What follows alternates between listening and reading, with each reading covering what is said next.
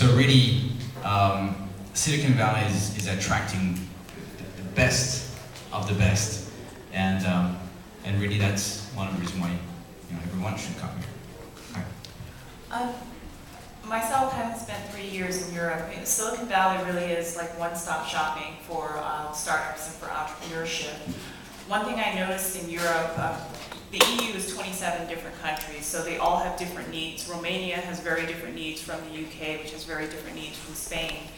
And each country and each ecosystem there has a gap or several gaps in their startup ecosystem. It may be financing for startups. It may be government regulation and taxes. But oftentimes entrepreneurs often see it as prohibitive in their own country to really grow their startup to where they want to take it. And so they see Silicon Valley as the answer to that. Of course, for many European entrepreneurs, Silicon Valley has its own issues. Visa issues are a big deal. You see a lot of people who are doing 89 days in the US, then going back to the UK, and then waiting out 6 months and then coming back. And it creates this kind of back forth thing for a lot of entrepreneurs in Europe. But the reality is, Silicon Valley, I see it as one-stop shopping for the startup scene, and Europeans see it that way because oftentimes their own country has some sort of substantial gap in their ecosystem for supporting startups. I think an important point is also the diversity in Silicon Valley. While, for example, Vienna is a kind of melting pot as well, it is still very Germanic. You have a lot of people coming from the same university, same school, same thinking. But here you have people really from all over the world coming together with a diverse background, different lifestyles. And San Francisco's reputation, which basically always asks my thinking of what I thought is the value or what I should do. But here I'm always asked to think beyond that thing. And in the end, I get way more ideas. It takes me longer, but I get way more ideas and better ideas in the end. And I'm not just having people from the Philippines here, but really people from Asia, people from Latin America, people from Europe, people from Russia. And I'm just questioning all the time, did I see it correctly or not? So I think diversity here, the value of diversity is tremendous. So just to add to this conversation, what do you think about risk-taking in your respective areas? One of the things that characterize Silicon Valley is that entrepreneurs here are not afraid of taking risk and are not afraid of failing. So, what do you think? I came here again in 97, started to raise money in 98, and literally as two Austrians, two Europeans, unknown, we raised $2 million. I met a guy at Hobie's in Palo Alto in the morning, the place is slightly sticky always, never really clean. The guy showed up Saturday morning in November, slightly overweight in a blue fleece jacket. I was like, God, yeah. We ended up raising $2 million. We built a company with 20 people, completely impossible. One of the VCs asked me, did you ever go bankrupt? I really like people who went bankrupt once because they know what they're doing. In Austria, if you go bankrupt, you're done. Is it like, if you ride a horse, you never fell off? Yeah, you go skiing, you never fall down, you did something wrong. Yeah? And this understanding, okay, you fail, you do it again, you fail, you do it again. After the company folded because we couldn't raise any more money in April of 2000, my investors said to me, call me when you build the next company. And I think this is a major difference. Let me supplement that. That's so true. You go in Silicon Valley, if you fail, you don't fail. As long as you learn. That's the difference. When I was in the venture capital business, people came to me, they say, well, I didn't do it, and you ask them, what did you learn? And if you feel that, okay, you learned something, you just don't want it to do the dumb thing of failing 2 or 3 times because he made the same mistake twice or 3 times. So you're right. We value that, as a matter of fact. When I go to the Philippines and I talk to these people, it's don't be afraid. You're right. Don't be afraid to make mistakes because no startup is perfectly done. I'm going out on my limb on this one, but I've never seen a startup where you didn't have problems. You will have problems. You know, it's whether you make the right decisions because you analyze it well and you learn from whatever mistakes when you made a mistake. That's the way to get there. Actually, I'd like to add something here. Besides this failure and success issue, which is most important here in the Valley and compared to other parts of the world, not only Latin America, because I'm in contact with several parts of the world, it's pretty, there is a huge difference there. So this point is really important. But besides that, there's something really important too, which is being open, sharing. So not only sharing your knowledge, but sharing your ideas. People say that an idea doesn't worth anything unless you actually put into something.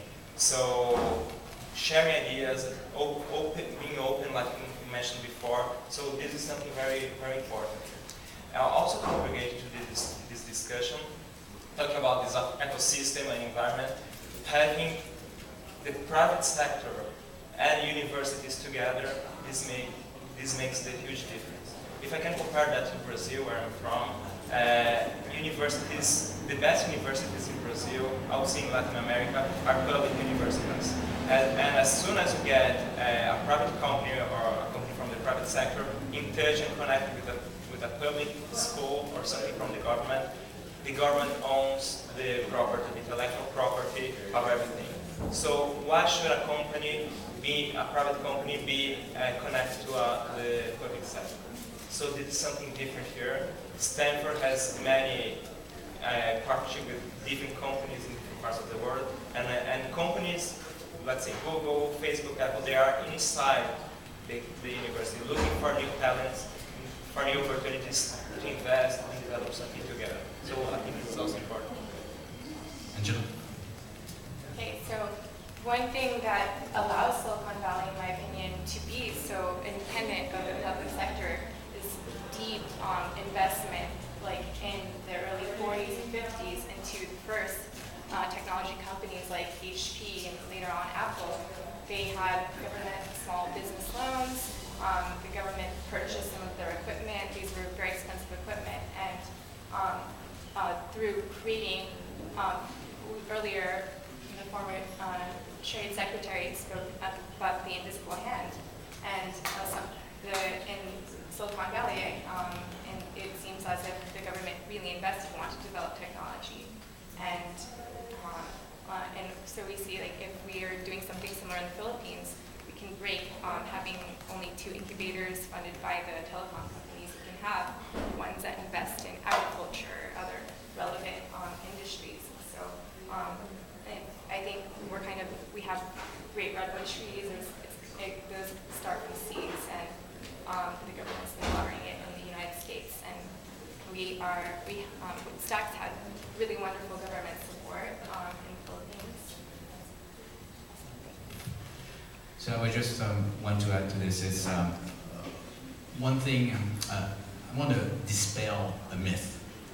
The myth of I have an idea, and I have a great idea, and I'm going to go to Silicon Valley and I'm going to be successful. So the idea is not important. As you mentioned, Enrique, it's about how do you make it happen. Implementing, it's about executing it.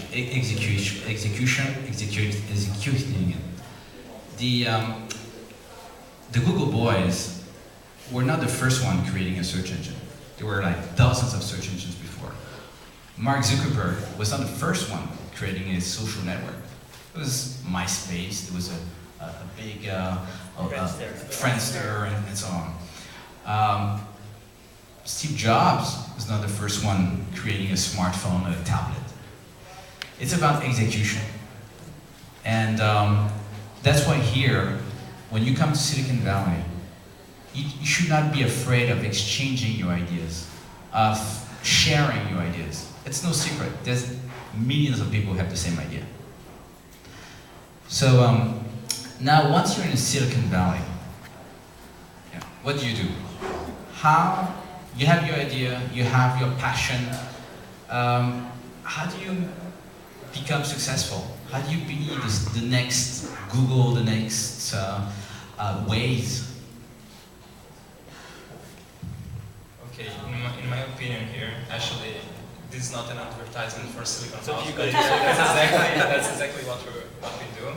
The idea is actually to, I'm not going to say about Silicon House, but getting to your question, actually, you have to be connected to this environment. You have to know people, you have to meet people, you have to be open enough to share, have feedback, receive feedback, and also to provide feedback. So when you actually in a meetup, when you have an opportunity to meet other people, you actually share your idea. For sure, the other person will think about your idea, will think about someone to introduce it to, and from one person to another, you can get into a VC, you can get into a partner, into a co-founder, you never know. So being connected, I think, may answer most of the questions. I think it's also very important to be able to clearly communicate your idea. I see so many very brilliant entrepreneurs and startups who have really good, really innovative idea, but they don't know how to package, market, and communicate it to people. They'll give you a 30-minute explanation of an idea, and I'm listening for maybe the first 30 seconds. And so really working with entrepreneurs to be able to succinctly communicate their idea clearly. I want to see the value in the first 10 seconds or I'm not interested. And many entrepreneurs and startups fall flat because they simply can't do that. And that's really important here. Here is the land of the pitch. You have to know, it's not just on stage or in front of VC or in front of the business, opportunity, but it's also at the bar, it's also at the discotheque, elevator, everywhere. You pitch all the time. So you need to have your elevator pitch, your 30-second pitch. Here's what I do. And then the magic comes after. Oh, that's interesting. Can you tell me more? And you're done. So then to echo your comment and also Enrique's comment is, so as an entrepreneur coming to Silicon Valley, you have to understand that life is not, it goes in a step function. It's not linear.